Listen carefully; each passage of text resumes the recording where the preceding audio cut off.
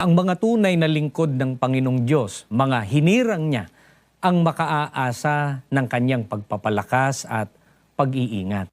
Kaya talagang napakapalad po ng taong napabilang sa mga hinirang ng ating Panginoong Diyos. Opo. Kaya nananatili silang kalmado sapagkat ang pinanghahawakan nila, di ho ba kapatid na Frank, Opo. yung pangako ng ating Panginoong Diyos. Tama po. At dahil dyan, mga kaibigan, babasa pa po kami ng ilan pa sa mga pangako ng Panginoong Diyos na kanyang gagawin sa mga lingkod niya na tunay na nagtitiwala sa kanya. Dito po sa Isaias 43:2, ganito ang ating mababasa. Pag ikaw ay daraan sa karagatan, sasamahan kita. Hindi ka madadaig ng mga suliranin.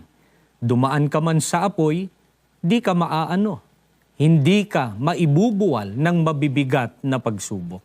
Mga kaibigan, ang Panginoong Diyos po na makapangyarihan sa lahat ang nangangako sa mga tunay na lingkod niya na hindi sila madadaig o maibubuwal ng mga suliranin at ng mabibigat na pagsubok.